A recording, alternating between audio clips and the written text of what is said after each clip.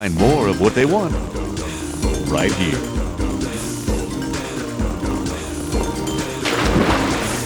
Experience the Starz difference. I do!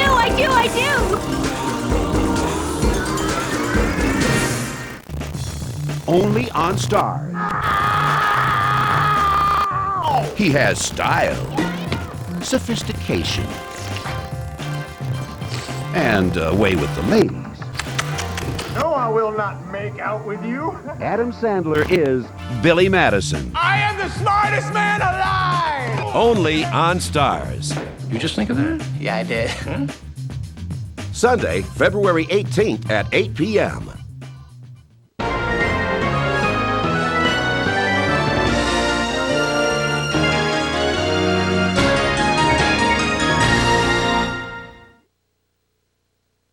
The following feature is rated PG.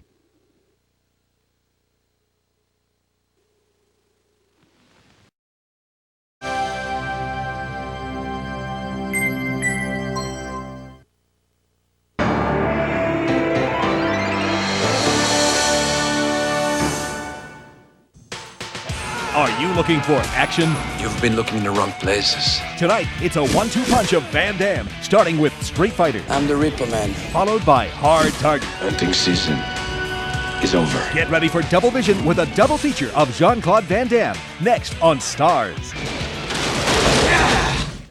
Beginning February 12th, Starz celebrates Black History Month in 5 special nights of film. Yeah, lovely. Yes, indeed. Yes, indeed. As we honor the cinematic achievements of 5 African-American actors. Danny Glover in To Sleep with Anger. In the hope of glory and good, I look without fear ahead. Samuel L. Jackson in Fresh. I'm not playing games here. I got no time for that. Life's got no time for your little boy games. Whoopi Goldberg in Karina Karina. An angel just flew over. Where? Well, you can't see him, but whenever people get really quiet at the same time at a table, it means an angel's flying over. Louis Gossett Jr. in A Good Man in Africa. My family once owned all of this land, almost all of Kinshasa. Until you British, of course, came and bought it from my grandfather for £100, I think. Denzel Washington in Glory.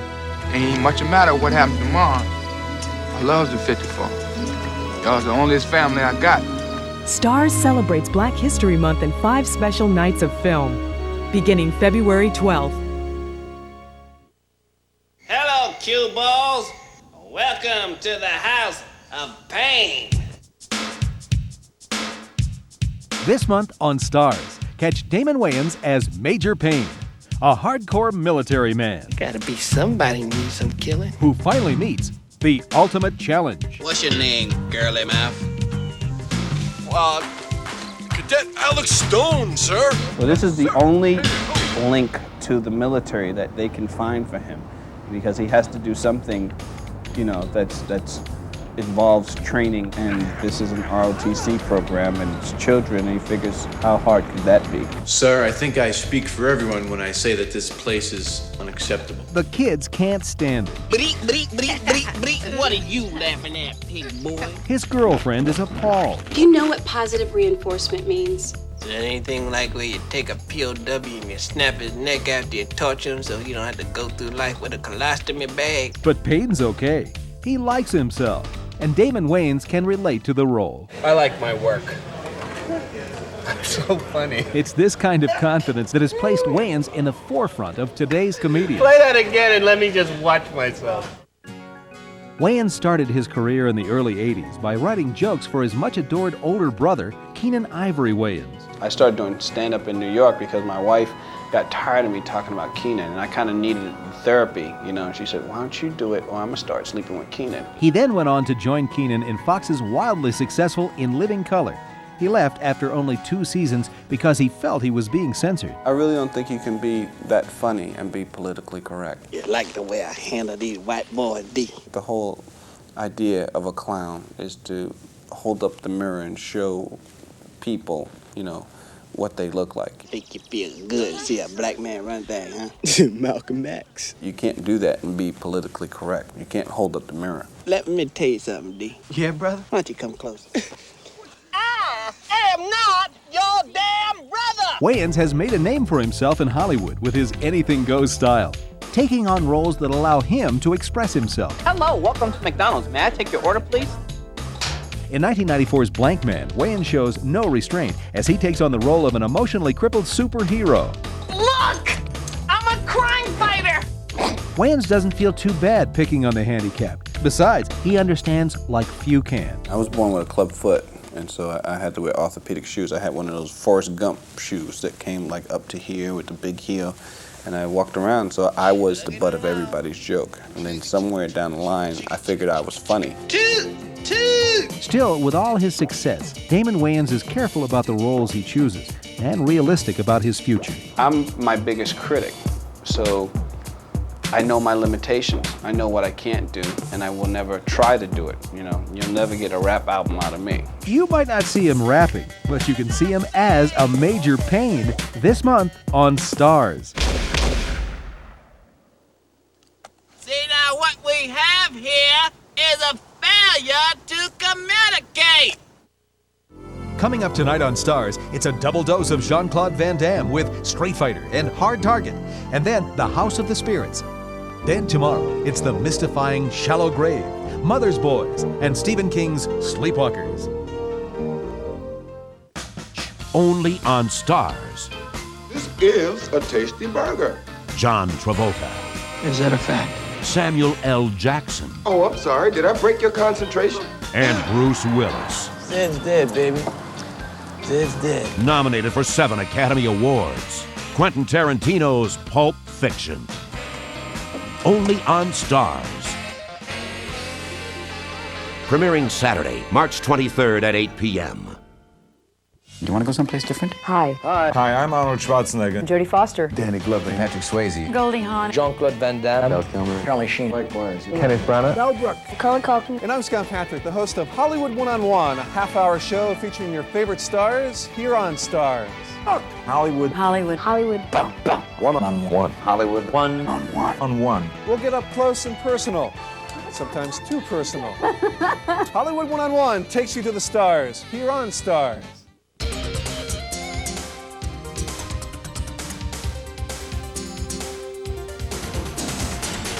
And now, Starz takes you for another look behind the scenes on The Backlot.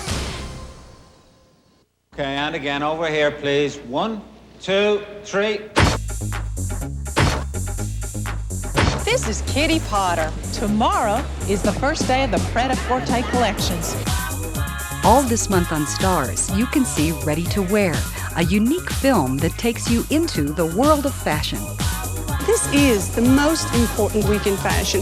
This is where everything happens, really, for the year. In Ready to Wear, acclaimed director Robert Altman brings to the screen an insightful look at an industry where looks can kill. Is she dead? No. Is she dead? She isn't dead. She is not dead. I saw a fashion show about 10 years ago with my wife in Paris, and I didn't want to go, and it's one of those things, and I got there, and then when it started, I thought, my God, this is fantastic. Why hasn't anybody made a film out of this? And I started working on it then, and I did for the next 10 years. It was 10 years to the day when we started shooting. Action! In typical Altman fashion, Ready to Wear weaves its characters together in an interconnecting plot, and much like The Player and Shortcuts, anyone who is anybody in Hollywood was looking for a part. I mean, this is Cher! Well, he told me about it. And naturally, I waited long. Every time I saw him, well, when? Is it oh, it'll happen. Then it was happening, then it wasn't happening, then it was, and it wasn't. Anyway, finally it happened. And he called me up and he said, okay, we're going with it. And then he told me what the part was, explaining it to me in rich, full tones, so that I was led to believe that it was my moment, my big moment. And of course, it's not my big moment, but I'm there. The international cast includes Cher, Julia Roberts, Tim Robbins, Kim Basinger, Sophia Loren, Marcello Mastroianni, and a host of others who mingled among the well-dressed. It's like family, Marcello for me and me for him. There's a wonderful chemistry between us. Having us together in the film, he wanted to have not a big scene, but a little reminiscence of what we had done in one film together. And we ended up to do the beginning of the striptease in Yesterday, Today, and Tomorrow. So we really made a big thing out of it. Say finished. Ciao, my love. Ciao. I'll see you in New York. Because the film was shot documentary style at the actual fashion shows during Pret-a-Porter, the actors were required to improvise. The reality level of our film is very high. Because I didn't go in and stage these things the way I think they should be. I had them staged the way they are. Good luck. Be courageous and be gutsy and just fight your way through it. And we'll protect you in this thing, and everybody will look better that way. And good luck, because I don't know what I'm doing, but I trust that you know what you're doing. Thank you. He gives a lot of freedom to an actor, which is always the sign of a great director, as opposed to a bad director who is at your neck, you know, like a ferret every 5 minutes. He makes you feel good about yourself, and he takes the pressure off by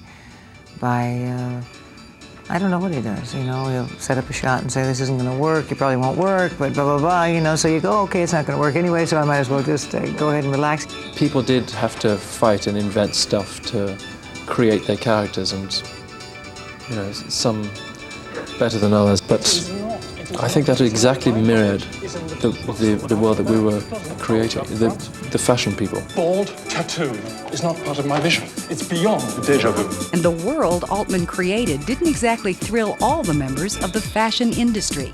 In fact, some designers refused to participate in the film, saying it made their work look like a nightmare. I think that, you know, it was a big circus, that people got very diva-like about things and, you know, turned on a coin according to people's moods. So one day you were in favor and one you were out. It was like being in a medieval court and we were the jesters. Is fashion art? Fashion is art of the street, but it's art. These people are fantastic artists, but the film is more about the press than it is about the industry, I think. How have you managed to stay on top of everything? Probably the same way you have, Kitty. Just hard work and believing in yourself, right? Taking advantage of other people's insecurities. It's an arena film. I'm just showing you this phenomena that everybody seems to be so interested in, and just the way it looks to me. And the fact that we live in an age where we're on first-name terms with supermodels who, you know, basically are paid to walk in other people's clothes and not speak up and down a runway. That says something about the time that we live in, if that's where our attention is taken up. The film is about nakedness. It's about our nakedness and what we do to hide it and how we clothe ourselves and what we say, and it's about disguises. I'd say it's very pret-a-porter. Don't miss Robert Altman's Ready to Wear all this month on Starz. Let's do one more just for laughs.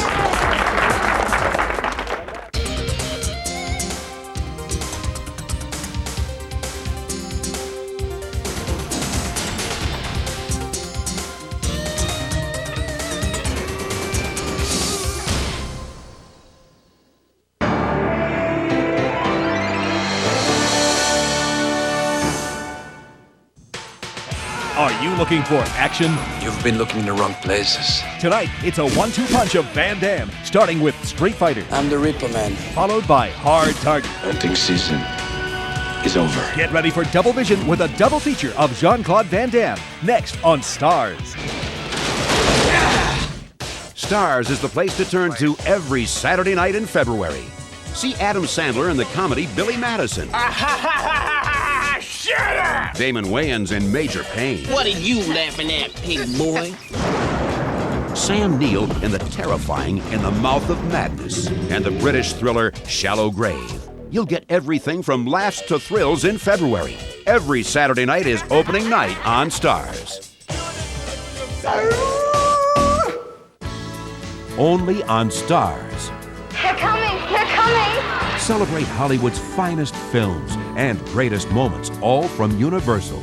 as Starz presents a look back at 80 years of filmmaking with a week of films that will take your breath away, including The Universal Story, hosted by Richard Dreyfuss, a Starz special event. Premiering Saturday, March 9th at 8 p.m.